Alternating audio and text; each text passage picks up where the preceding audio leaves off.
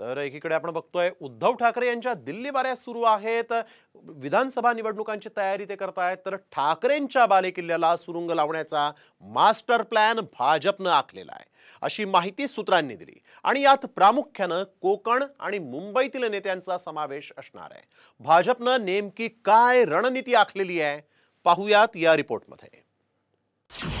भाजप वाढवणार ठाकरेंचं टेन्शन, भाजप नाराजांना हेरणार, ठाकरेंना घेरणार।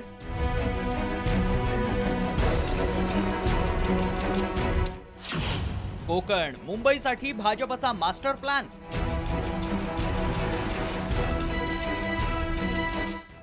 विधानसभेत ठाकरेंच्या बालेकिल्ल्यांना सुरुंग लावण्यासाठी भाजपनं मास्टर प्लॅन आखल्याची माहिती सूत्रांनी दिली आहे।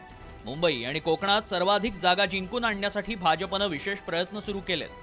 त्यासाठी भाजपनं मुंबई कोकणातील ठाकरे गटातल्या नाराज मोहऱ्यांना हेरून ठाकरेंना घेरण्याची रणनीती आखली आहे। एवढंच नव्हे तर त्यांना भाजपत आणण्याचे प्रयत्नही केले जाणार आहेत। याची जबाबदारी मंत्री आणि प्रमुख नेत्यांवर सोपवण्यात आली।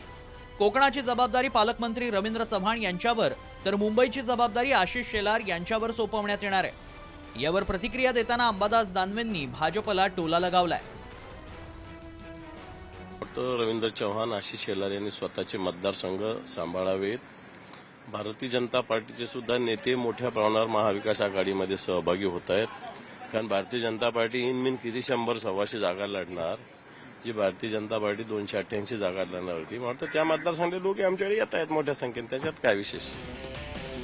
तर दुसरीकडे उद्धव ठाकरे मुख्यमंत्री असताना त्यांनी कोकण आणि मुंबईसाठी काय केलं आणि काय केलं नाही याचा पाढा आज भाजप नेते आता वाचणार आहेत।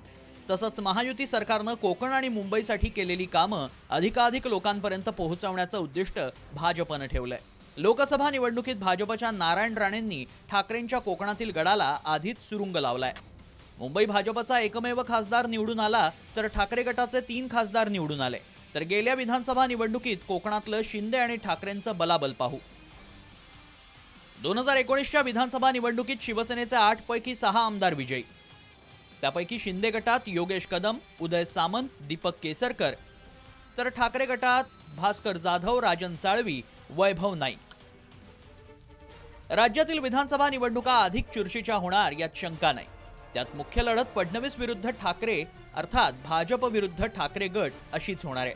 त्यामुळे कोण कोणाला शह देणार आणि कोण सुरुंग लावणार हेच पाहायचं। ब्युरो रिपोर्ट, साम टीव्ही।